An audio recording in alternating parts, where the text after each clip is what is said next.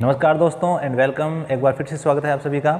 तो स्टार्ट करते हैं अपने टॉपिक को। इलेक्ट्रॉनिक्स चल रही थी और इलेक्ट्रॉनिक्स के अंदर अपनों ने पढ़ दिया था P type N type semiconductor.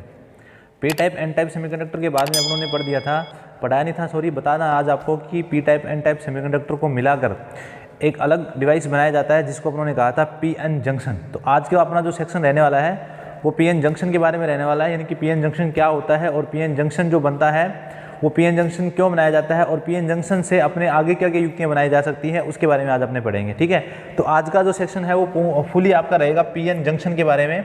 P N junction क्या होता है? देखो स्टूडेंट्स, सबसे पहले मैं आपको ये बता देता हूँ जंक्शन क्यों बनाया गया। देखो, आपने दो प्रकार के अर्धचालक पढ़े थे, एक पी टाइप अर्धचालक और एक एन टाइप अर्धचालक। पी प्रकार के और एन प्रकार के जो अर्धचालक होते हैं उन दोनों को यदि एक साथ जोड़ दिया जाए तो आपका जो सेमीकंडक्टर बनता है वो सेमीकंडक्टर कहलाता है पी एन संधि, यानी पी एन जंक्शन उसको कहते हैं। और पी एन जंक्शन इसलिए बनाया गया क्योंकि आप जितनी भी इलेक्ट्रॉनिक्स डिवाइसेस पढ़ते हैं, जैसे कि आप लोग डायोड की बात करें, ट्रांजिस्टर की बात करें, एचसीआर की बात करें या एफईटी की बात करें या फिर ट्रायक डायक जो भी है, वो सभी जो बनते हैं वो किससे कंप्लीटली पूरे बनते हैं, वो है आपका पी एन जंक्शन। यानी कि पी एन जंक्शन की एक अहम भूमिका है इलेक्ट्रॉनिक्स के लिए। यदि आप लोग पी एन जंक्शन को कंप्लीटली समझ लेते हैं, पी एन जंक्शन क्या होता है और जंक्शन पर फॉरवर्ड बायस क्या होता है, रिवर्स बायस क्या होता है, ये चीज़ें अगर आपको क्लियर हो जाती हैं तो आप जो है वो बाइसिंग का टॉपिक जो है डायोड का, चाहे वो ट्रांजिस्टर का, चाहे वो एचसीआर का, वो भी इजीली कर पाएंगे। तो अब अपने स्टार्ट करते हैं, ज़्यादा टाइम नहीं लेंगे, अपने स्टार्ट करते हैं पी एन जंक्शन। थोड़ा सा मैं आपको बता देता हूँ, पिछली क्लास में अपनों ने पढ़ा था पी टाइप अर्धचालक और एन टाइप अर्धचालक, और आज अपने पढ़ने जा रहे हैं पी एन जंक्शन। आज अपने पढ़ने जा रहे हैं P N junction. P N junction, और इसी को हिंदी में बोला जाता है पी एन संधि। हिंदी में इसको बोल सकते हो आप लोग पी एन संधि, पी एन संधि, पी एन जंक्शन या पी एन संधि इसको हिंदी में कहा जाता है। बनाया कैसे जाता है उसके लिए अपने बात कर लेते हैं। इसमें क्या होगा, पी टाइप और एन टाइप सेमीकंडक्टर जो हैं उनको विसरण विधि के द्वारा या हीटिंग विधि के द्वारा एक साथ जोड़ दिया जाता है। जब ये दोनों अर्धचालक यानी पी टाइप और एन टाइप एक साथ जुड़ेंगे तो आपके जो युक्ति का निर्माण होगा वो क्या कहलाएगी, पी एन जंक्शन कहलाएगी। एक स्ट्रक्चर मैं बनाता हूँ, उसके बाद अपने कंप्लीटली बात कर लेंगे पी एन जंक्शन के बारे में। नॉर्मल एक स्ट्रक्चर बनाता हूँ मैं जिसमें मैंने दो अलग अलग प्रकार के अर्धचालक ले लिए, इसी में अपने समझ लेंगे। देखो इस प्रकार से, थोड़ा और इसको बड़ा कर लेते हैं अपने।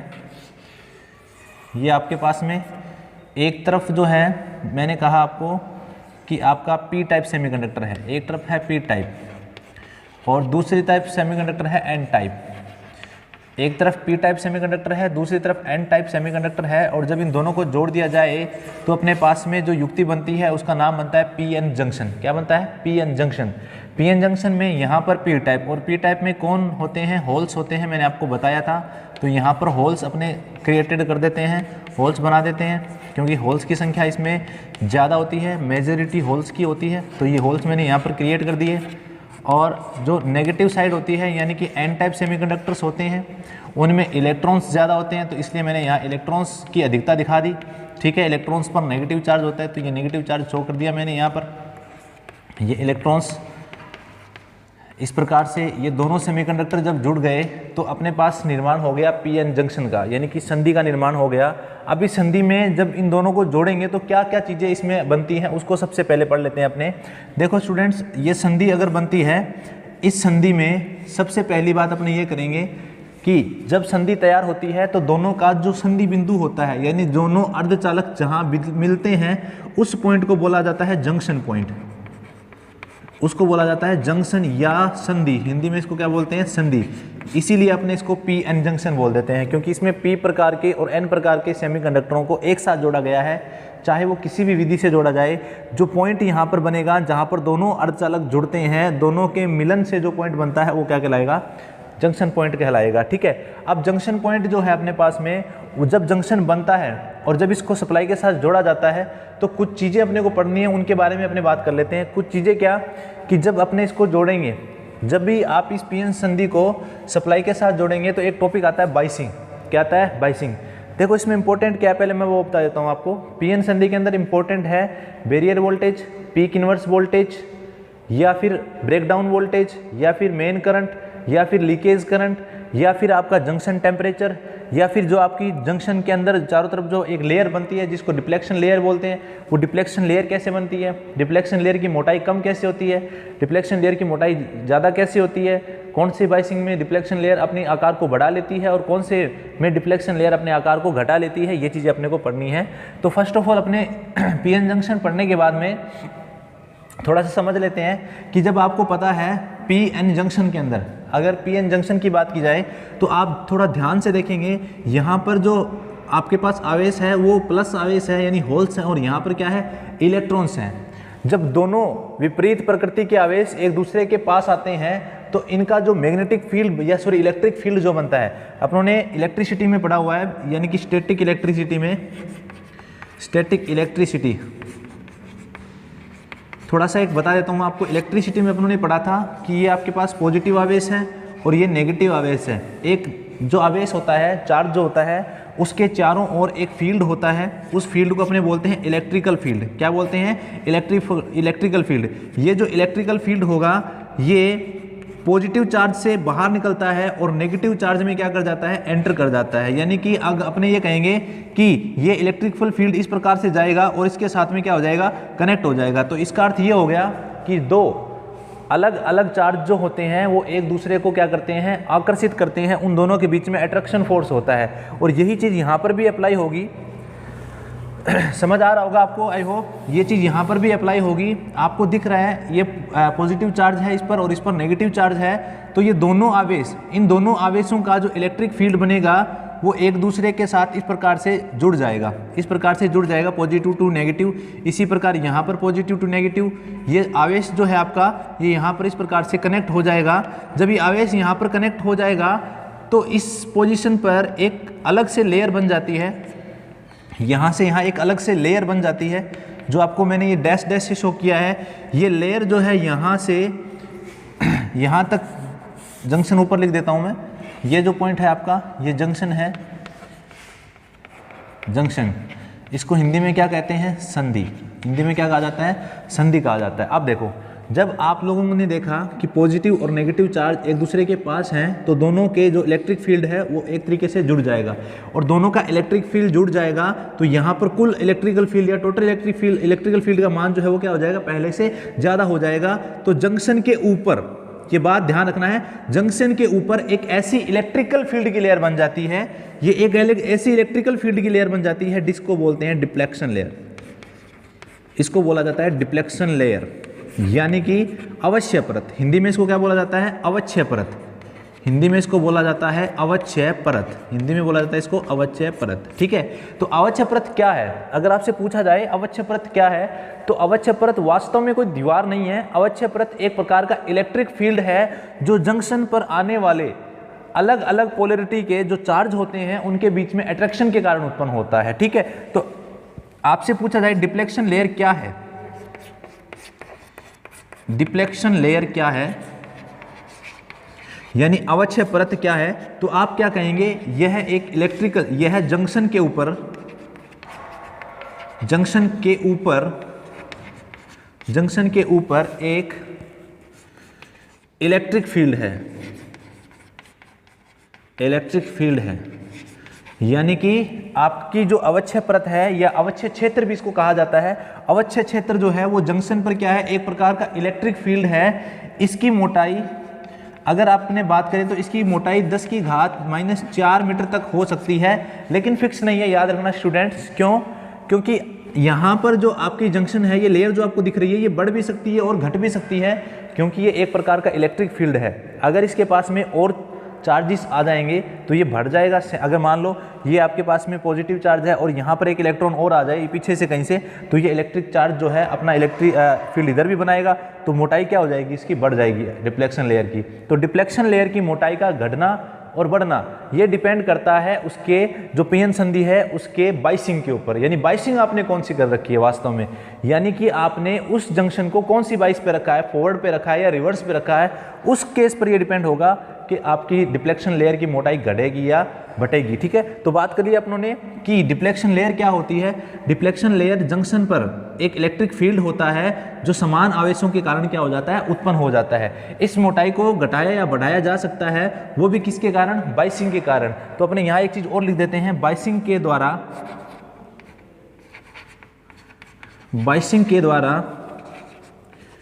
द्वारा अवक्षय परत की मोटाई, अवक्षय परत की मोटाई या अवक्षय क्षेत्र की मोटाई परिवर्तित की जा सकती है, परिवर्तित की जा सकती है। तो आपको यह समझ में आ गया कि डिफ्लेक्शन लेयर क्या है। एक इलेक्ट्रिक फील्ड है जिसकी मोटाई किस पर डिपेंड करती है, इसकी मोटाई डिपेंड करती है किस पर, ये जो आपको पीएन जंक्शन दिख रहा है इसकी बाइसिंग के ऊपर। ठीक है, तो अब अपने कर लेते हैं बात, बाइसिंग क्या होती है। देखो भाई, बाइसिंग ऑफ पीएन जंक्शन या बाइसिंग इसको हिंदी में बोलते हैं अभिनतीकरण। हिंदी में बोला जाता है अभिनतीकरण। अब अभिनतीकरण क्या होता है स्टूडेंट्स, उसको थोड़ा समझ लेते हैं अपने। देखो भाई, सिंपल भाषा में बाइसिंग का मतलब होता है जंक्शन को डीसी स्प्लाइस से जोड़ना। जंक्शन को डीसी स्प्लाइस से जोड़ना जो है वो क्या कहलाता है, बाइसिंग कहलाता है, यानी अभिनतीकरण कहलाता है। अब आपको पता है एक बैटरी के 2 टर्मिनल होते हैं, डीसी यानी कि बैटरी, और बैटरी के 2 टर्मिनल होते हैं। और बाइसिंग भी जो है वो 2 तरीके से की जा सकती है, यानी या तो आप इसको फॉरवर्ड बाइस पे रखोगे और या फिर आप इसको किस पे रखोगे, रिवर्स बाइस पे। बाइसिंग 2 प्रकार की होती है, एक फॉरवर्ड बाइसिंग और एक रिवर्स बाइसिंग। तो पहले अपने बात कर लेते हैं फॉरवर्ड बाइसिंग की और फिर अपने बात कर लेते हैं रिवर्स बाइसिंग की। ठीक है, तो बाइसिंग के लिए सबसे पहले बात करेंगे अपने 1 number point, forward biasing.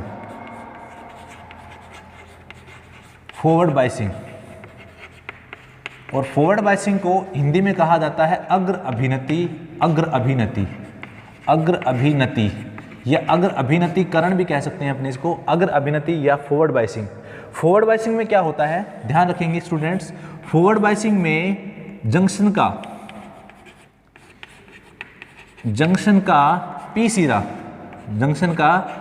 P सिरा बैटरी के धनात्मक भाग से तथा एन सिरा ऋणात्मक भाग से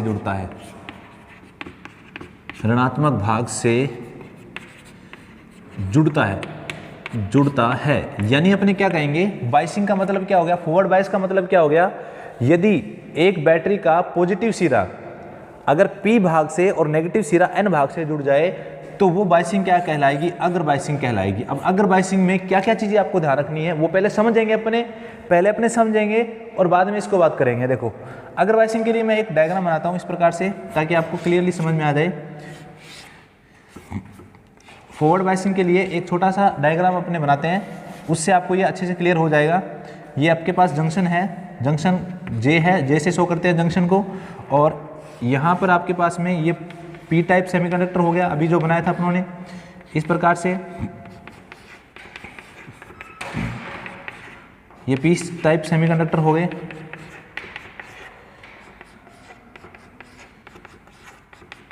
और ये एन टाइप सेमीकंडक्टर हो गया। इलेक्ट्रॉन्स यहाँ पर ज़्यादा होते हैं इसलिए इलेक्ट्रॉन्स की अधिकता दे देंगे अपने।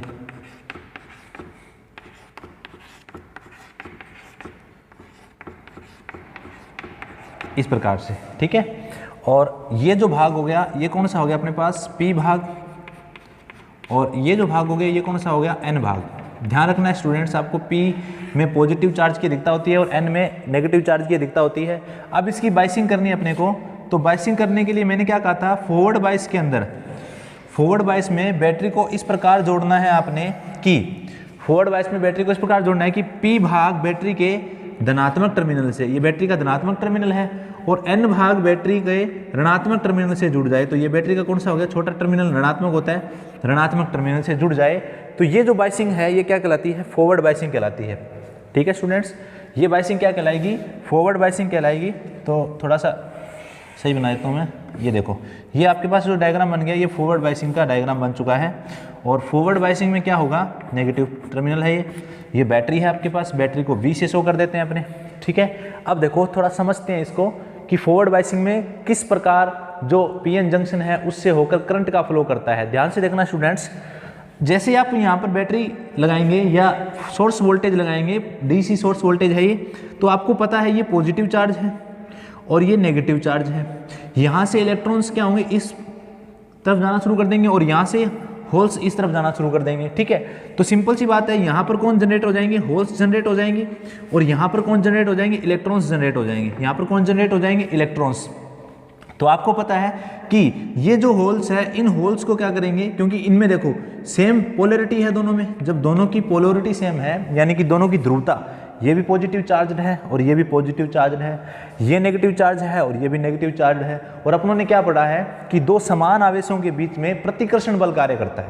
कौन सा बल कार्य करता है, प्रतिकर्षण। तो ये जो होल हैं ये इनको प्रतिकर्षित करेंगे, ये होल इनको प्रतिकर्षित करेंगे और ये होल इनको प्रतिकर्षित करेंगे, ठीक है। और आपको पता है यहाँ पर एक जंक्शन बना हुआ है या एक अवच्छय परत बनी हुई है। जब ये जो आपके पास होल है इस पर बल लगाएगा तो ये जो आपका होल है ये जंक्शन को पार करते हुए क्या चला जाएगा, दूसरी तरफ चला जाएगा, ठीक है। तो अपने क्या कहेंगे कि होल्स जो है वो इस डायरेक्शन में मूवमेंट करना शुरू कर देंगे, ठीक है। ये होल्स का मूवमेंट हो जाएगा और इलेक्ट्रॉन्स जो है आपके, इलेक्ट्रॉन्स वो इस डायरेक्शन में मूवमेंट करना शुरू कर देंगे, इस डायरेक्शन में, ठीक है। तो आपके जंक्शन से होकर एक करंट फ्लो कर जाएगी, जो आपकी अवच्छय परत है उसकी मोटाई क्या हो जाएगी, कम हो जाएगी। उसका कारण है सेम पोलैरिटी। अगर यहाँ पर इलेक्ट्रॉन होता तो आपका आवेश यहाँ जुड़ जाता, आकर्षित हो जाता, तो आपके क्षेत्र में क्या हो जाती, इजाफा हो जाता, बढ़ जाता क्षेत्र। लेकिन ये समान पोलैरिटी के हैं इसलिए एक दूसरे को प्रतिकर्षित करेंगे। जब एक दूसरे को ये प्रतिकर्षित करेंगे यानी कि इनका रिपल्शन होगा तो क्षेत्र की मोटाई क्या हो जाएगी, कम हो जाएगी। और अपने क्या कह देंगे कि अवच्छेद क्षेत्र जो है वो क्या हो गया, कम हो गया। समझ आ गई बात ये। तो अपने क्या कहेंगे, यहाँ लिख देता हूँ मैं, ये तो आप समझ में आ गया होगा फॉरवर्ड बायस में। तो फॉरवर्ड बायस में अपने क्या कहेंगे, देखो स्टूडेंट्स, फॉरवर्ड बायस में अपने क्या कहेंगे कि पहली चीज ये कि फॉरवर्ड बायस में पॉइंट नंबर 1, फॉरवर्ड बायस में या अग्र अभिनति में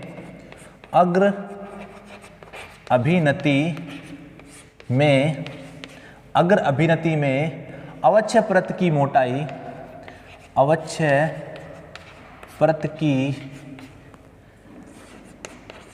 मोटाई घटने लगती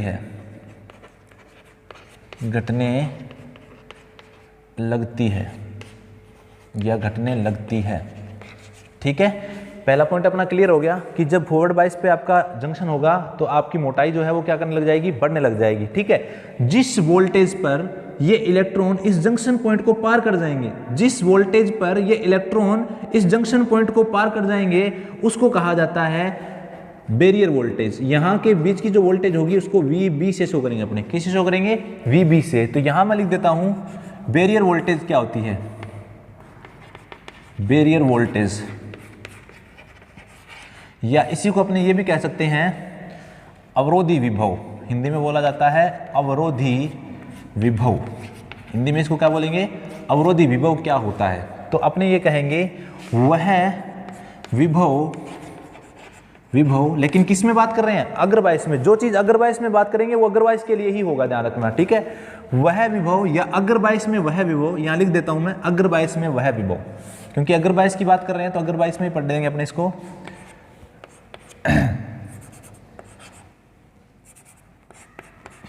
अग्रबायस में वह विभव, अग्रबायस में वह विभव जिस पर बहुसंख्यक वाहक या चार्ज कैरिज, इनको बोल सकते हैं आवेश वाहक, एक शब्द और मिल सकता है आवेश वाहक, अवच्छय क्षेत्र को पार कर दे, अवच्छय क्षेत्र को पार कर दे, उसको अपने क्या कहेंगे, यानी कि बैरियर वोल्टेज वह वोल्टेज होती है जिस पर आपके आवेश वाहक यानी इलेक्ट्रॉन्स और होल्स जो हैं वो जंक्शन को क्या कर जाते हैं, पार कर जाते हैं। ये अवच्छेद परत की मोटाई क्या हो जाती है, कम हो जाती है, जिसके कारण आवेश क्या हो जाता है, आपके जंक्शन को पार करके दूसरी तरफ निकल जाता है। ठीक है, तो वो विभव क्या कहलाएगा, बैरियर वोल्टेज कहलाएगा। ठीक है, किसी भी जंक्शन के लिए। दूसरा अपने पास आता है नी वोल्टेज, भी इसको कह सकते हैं अपने। इसके बाद एक और परिभाषा आपके पास आती है डायोड करंट। एक और परिभाषा कौन सी आती है, जंक्शन करंट। जंक्शन करंट या इसको बोलते हैं मेन करंट। मेन करंट, इसको क्या बोलते हैं, मेन करंट, मुख्य करंट इसको आप कह सकते हो। जंक्शन करंट की बात अगर अपने करें तो मैंने आपको बता दिया कि फॉरवर्ड बायस में, कि अग्र बायस में, अग्र बायस में जंक्शन से होकर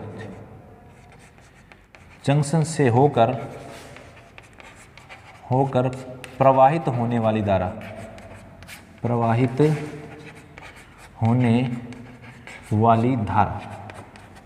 क्या कहलाती है, डायोड करंट, जंक्शन करंट कहलाएगी। अग्र बायस में जंक्शन से होकर प्रवाहित होने वाली धारा जो है वो क्या कहलाएगी, डायोड या जंक्शन करंट कहलाएगी या मेन करंट कहलाएगी। जंक्शन करंट या मेन करंट आपकी कहलाएगी। उसके बाद देखो भाई स्टूडेंट्स ध्यान रखेंगे, अभी अपनों ने पढ़ा है क्या, बाइसिंग। बाइसिंग का मतलब होता है जंक्शन को डीसी सप्लाई से जोड़ना या पीएन जंक्शन को डीसी सप्लाई से जोड़ना, क्या कहलाता है, बाइसिंग।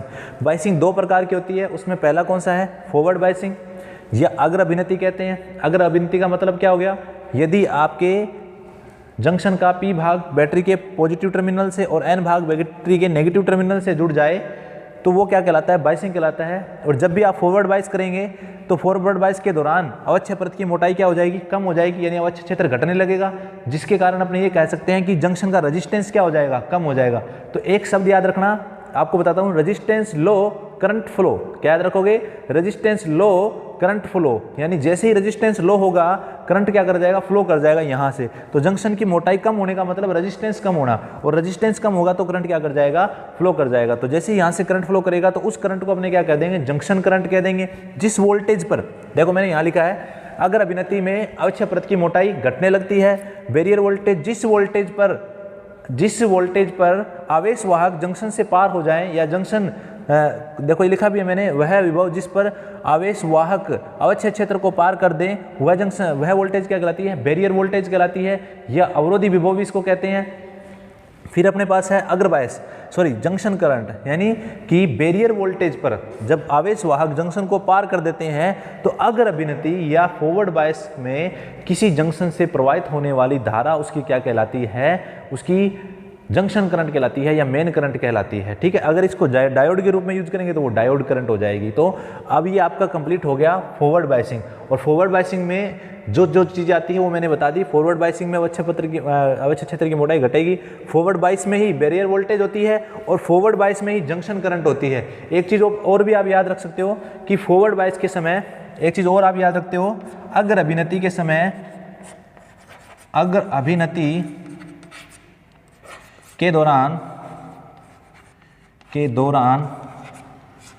संधि या जंक्शन का प्रतिरोध,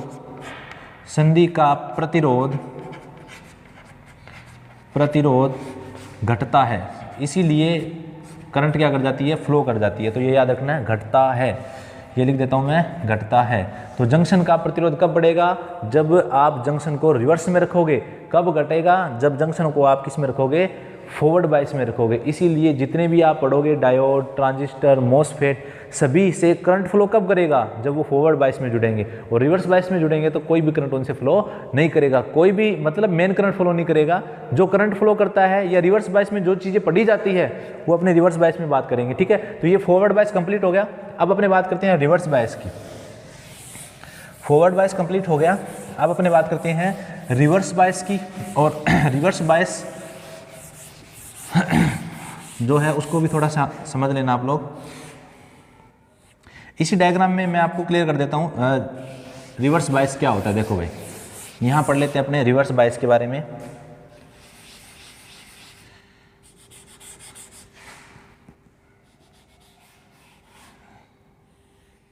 चलो दोबारा से बना ही देते हैं ताकि आपको इजीली समझ में आ जाएगा। रिवर्स बायस, अगला है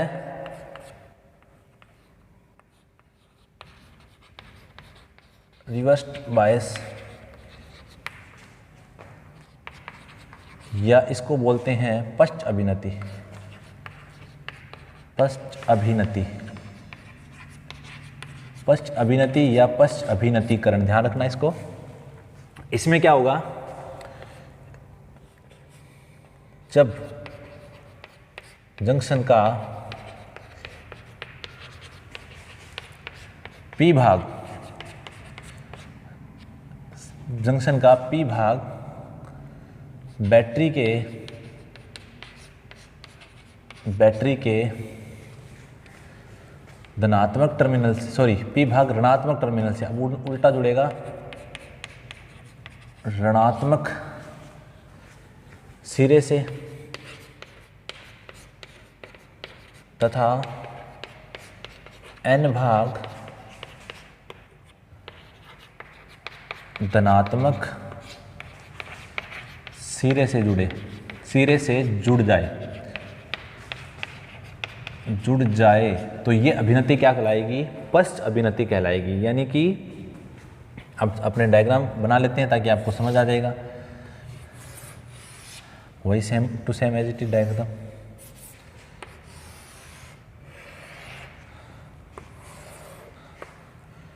ये जंक्शन हो गया, जंक्शन को शो कर देते हैं J से, ये P भाग और ये N भाग। P भाग में होल्स होते हैं इसलिए मैंने होल्स बना दिए यहाँ पर।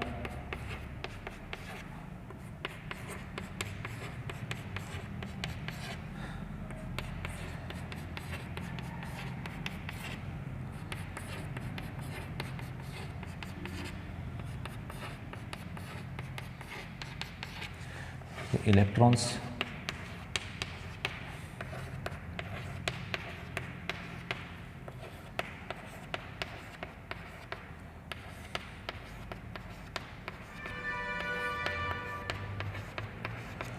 ये हो गया आपके पास में एक जंक्शन, पीएन जंक्शन हो गया, ये पी भाग हो गया, ये एन भाग हो गया, और ये पॉइंट जो है ये क्या कहलाएगा, जंक्शन कहलाएगा। मैंने आपको बताया था कि ये इस भाग पर इस प्रकार से आवेश जो हैं वो समान नहीं होने के कारण, यानी विपरीत आवेश होने के कारण यहाँ पर एक क्षेत्र बन जाता है, उसको अपने क्या बोलते हैं, अवच्छेद क्षेत्र, जो कि एक इलेक्ट्रिक फील्ड होता है। ठीक है, अब इसको जोड़ते हैं अपने रिवर्स बायस पे। रिवर्स बायस पे जोड़ने का मतलब क्या हो गया कि इस प्रकार से जोड़े अपने इसको कि बैटरी का जो ऋणात्मक भाग है, नेगेटिव टर्मिनल जो है वो किसके साथ जुड़ जाए, पी भाग के साथ, यानी ये रिवर्स कनेक्शन बोल देते हैं अपने, रिवर्स कनेक्शन करने अपने को। और जो बैटरी का धनात्मक भाग है वो किससे जुड़ जाए, नेगेटिव पार्ट से जुड़ जाए, तो ये बाइसिंग क्या कहलाएगी अपने पास में, रिवर्स बाइसिंग कहलाएगी। ये जो सर्किट मैंने बनाया है रिवर्स बाइसिंग का है, ये पी भाग, और ये आप देखो यहाँ से आपके पास में क्या होंगे, इलेक्ट्रॉन्स, और यहाँ जो होंगे वो क्या होंगे अपने पास में, होल्स होंगे। तो अपने क्या कह सकते हैं कि इस पोजीशन पर, यहाँ पर ये जो पोजीशन आपको दिखाई दे रही है, यहाँ पर क्या जनरेट हो जाएंगे, इलेक्ट्रॉन्स जनरेट हो जाएंगे, यानी यहाँ से इलेक्ट्रॉन, और यहाँ से कौन जनरेट हो जाएंगे, होल्स जनरेट हो जाएंगे इस पोजीशन पर। तो जैसे ही इलेक्ट्रॉन जनरेट हो जाएंगे, होल जनरेट होंगे, तो क्या होगा देखो, जैसे ही इस डायोड को फॉरवर्ड बायस पे रखा जाएगा या इस संधि को रिवर्स पे, सॉरी पश्च अभिनति में रखा जाएगा, तो पश्च अभिनति में ये आवेश और ये आवेश दोनों की प्रकृति क्या है, विपरीत प्रकृति है।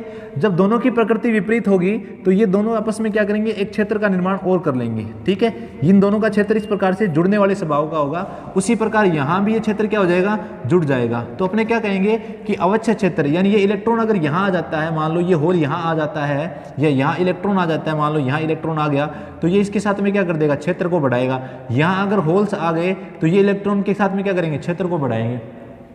तो अपने क्या कह सकते हैं कि अवच्छेद क्षेत्र की जो मोटाई है, रिवर्स बायस के अंदर आवेश विपरीत प्रकृति के होने के कारण अवच्छेद परत धीरे धीरे क्या होने लग जाएगी, बढ़ने लग जाएगी। अवच्छेद क्षेत्र की मोटाई बढ़ने लग जाएगी, जितनी आप यहाँ से वोल्टेज बढ़ाओगे उतनी अवच्छेद परत की मोटाई क्या हो जाएगी, बढ़ जाएगी। लेकिन एक निश्चित पॉइंट तक अवच्छेद क्षेत्र की मोटाई बढ़ेगी, उसके बाद डायोड जो है वो ब्रेक कर जाएगा, उस कंडीशन को बोलते हैं ब्रेक डाउन कंडीशन। ठीक है, तो जो रिवर्स अभिनति है उसमें पहली चीज अपने क्या पढ़ेंगे, तो रिवर्स अभिनति में आप पहली चीज पढ़ेंगे क्या, वो है आपके सामने अवच्छेद परत। पहली चीज क्या है, अवच्छेद परत की मोटाई बढ़ने लगती है, बढ़ने लगती है, अवक्षय परत की मोटाई बढ़ने लगती है। पहला पॉइंट याद रखेंगे आप लोग कि फॉरवर्ड बायस के समय अवक्षय परत की मोटाई घटी थी, लेकिन रिवर्स बायस के समय क्या हो रही है, बढ़ रही है। अर्थात ये भी कह सकते हैं अपने संधि का प्रतिरोध बढ़ता है, और प्रतिरोध बढ़ता है तो आपको पता है डायोड से होकर कोई भी करंट फ्लो नहीं करेगा, कोई भी करंट फ्लो नहीं करेगा। 2 पॉइंट आपको समझ में आ गए होंगे। थर्ड पॉइंट इसमें जो चीजें पढ़ी जाती है उसमें देखो क्या क्या आता है। थर्ड पॉइंट इसमें जो पढ़ा जाएगा उसमें एक चीज आती है, उसको बोलते हैं peak inverse voltage. Peak inverse voltage या शॉर्ट फॉर्म में इसको बोलते हैं PIV। ये पढ़ा जाता है रिवर्स बायस के लिए ही पढ़ा जाता है PIV को, peak inverse voltage. Peak inverse voltage का मतलब हो गया रिवर्स अभिनति में या पश्च अभिनति में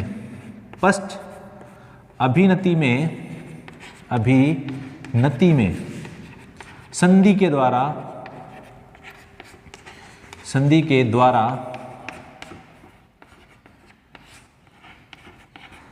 सहन की जाने वाली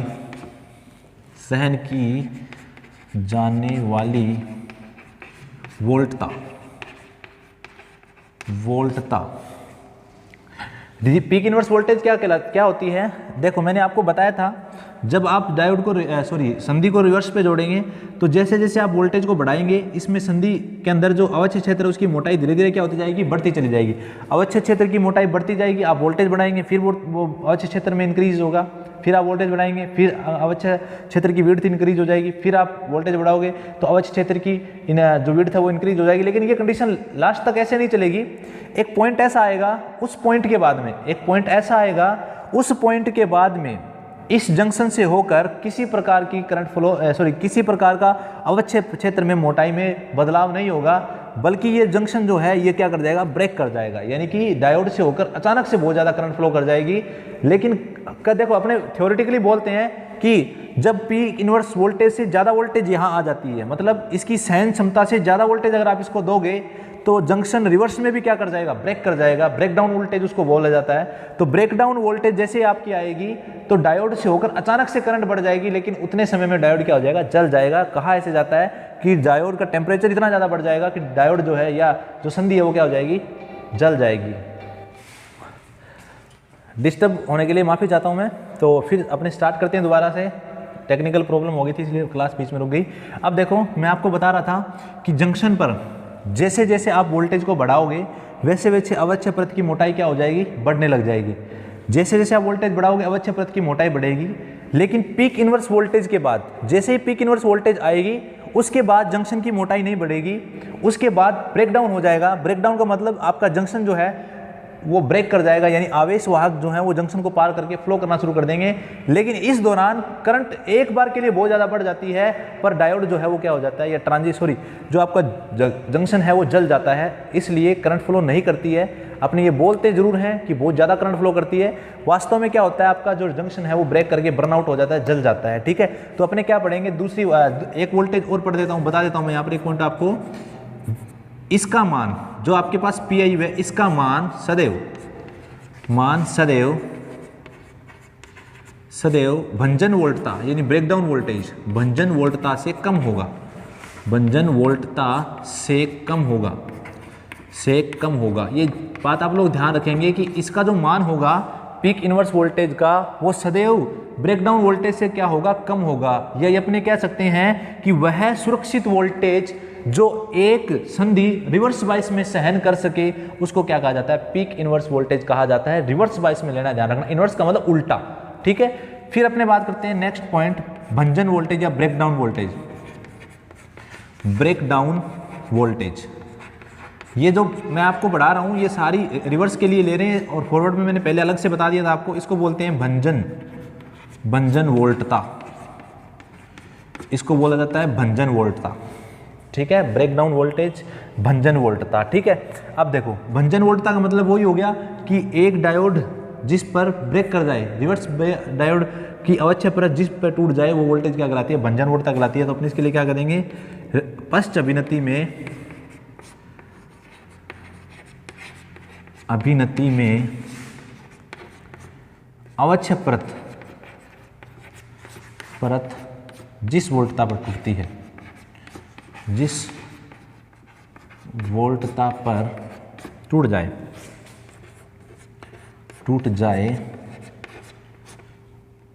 वो क्या कहलाती है? ब्रेक डाउन वोल्टेज कहलाती है। यानी कि इसको बोलते हैं भंजन वोल्टता, और भंजन वोल्टता पर डायोड जल जाएगा। ठीक है, ये ध्यान रखेंगे आप, भंजन वोल्टता पर डायोड जल जाता है। उसको आप ज़्यादा समझ नहीं पाएंगे, क्यों? क्योंकि ये कंडीशन बहुत तेज़ी से होती है। तो डायोड इतने में डायोड इसलिए बार बार दिमाग में आ रहा है क्योंकि ये सारी प्रक्रिया जो है ना, ये डायोड के रूप में ही है, लेकिन अपने इसको संधि के रूप में पढ़ रहे हैं। डायोड एज इट इज जैसे ही काम करेगा, तो उसमें अलग से बताने की जरूरत नहीं पड़ेगी। जैसे ही संधि पर भंजन वोल्टेज आएगी, यानी कि ब्रेकडाउन वोल्टेज आएगा, रिवर्स में भी आपके जंक्शन से करंट फ्लो कर जाएगा, लेकिन इतना टाइम करंट फ्लो नहीं करेगा क्योंकि जंक्शन का टेम्परेचर बहुत ज़्यादा बढ़ जाएगा, जिसके कारण जंक्शन क्या हो जाएगा? बर्न आउट हो जाएगा। ठीक है, तो अगला जो आपके पास में डेफिनेशन है वो है जंक्शन टेम्परेचर। जंक्शन टेम्परेचर, और इसको बोलते हैं संधि तापमान। हिंदी में बोला जाता है संधि तापमान। संधि तापमान का मतलब क्या हो गया? किसी संधि के द्वारा रिवर्स अभिनति में, यानी पश्च अभिनति में संधि के द्वारा सहन किया जाने वाला, संधि के द्वारा सहन किया गया तापमान, संधि के द्वारा सहन किया गया तापमान, सहन किया गया तापमान जो है वो क्या कहलाता है? सहन किया गया तापमान जो है वो क्या कहलाता है? जंक्शन टेम्परेचर कहलाता है। तो ये अपना जो कंप्लीट हो गया वो रिवर्स बायसिंग कंप्लीट हो गई। एक बार फिर से मैं रिपीट कर देता हूँ। रिवर्स बायस का मतलब क्या होता है? डायोड जो जंक्शन है उसका P भाग यदि बैटरी के नेगेटिव टर्मिनल से और N भाग पॉजिटिव टर्मिनल से जुड़ जाए, यानी उल्टे जुड़ जाएं, तो वो अभिनति क्या कहलाती है? पश्च अभिनति कहलाती है। पश्च अभिनति में क्या होता है? अवश्य परत की मोटाई बढ़ने लगती है, संधि का जो प्रतिरोध है वो भी बढ़ने लगता है। पीक इनवर्स वोल्टेज क्या होती है? पश्च अभिनति के दौरान डायोड के द्वारा सहन की जाने वाली सुरक्षित वोल्टेज क्या कहलाती है? Peak inverse voltage. और पीक इनवर्स वोल्टेज का मान सदैव ब्रेकडाउन वोल्टेज से क्या होगा? कम होगा। ठीक है, ब्रेकडाउन वोल्टेज क्या होगी? जिस पर डायोड ब्रेक कर जाए रिवर्स बायस के अंदर, वो ब्रेकडाउन वोल्टेज होगी। और जंक्शन टेम्परेचर क्या होता है? वह टेम्परेचर जो डायोड रिवर्स बायस में सहन करता है उसको क्या कहा जाता है? जंक्शन टेम्परेचर कहा जाता है। ठीक है, तो ये आपके पास में डायोड की बायसिंग क्या हो गई? कंप्लीट हो गई। दो प्रकार की बायसिंग पढ़ती थी अपने, रिवर्स बायस और फॉरवर्ड बायस। अब ये बायसिंग जो है इसको एक ग्राफ से अपने समझ लेते हैं ताकि आपको ये चीज़ इजीली समझ में आ जाए। बायसिंग जो है उसको एक ग्राफ से मैं यहाँ पर बता देता हूँ। अभिलक्षण बोल सकते हैं अपने, संधि के अभिलक्षण या डायोड के अभिलक्षण इसको बोल सकते हैं अपने, उसको समझ लेते हैं थोड़ा सा।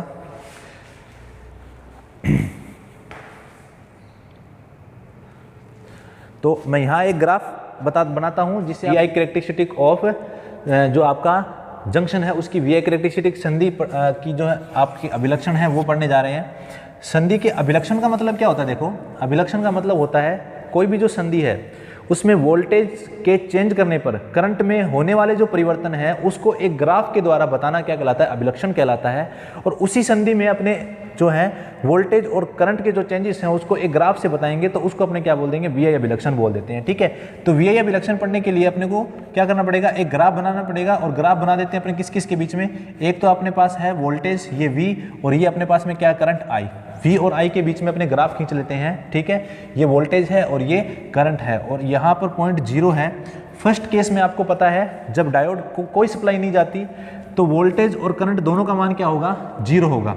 लेकिन जैसे आप वोल्टेज का मान धीरे धीरे बढ़ाते हो, आपके डायोड में से होकर या आपके जंक्शन में होकर कोई करंट फ्लो नहीं करती, लेकिन अचानक से करंट का मान क्या होता है? ट्रांजिस्टर में बढ़ता है। ठीक है, इस पॉइंट पर आप देख रहे हो, इस पॉइंट पर आप देख पा रहे हो, यहाँ पर मैं पॉइंट ए नाम दे देता हूँ इसको। पॉइंट ए पर आपकी करंट का मान बढ़ा। क्यों बढ़ा?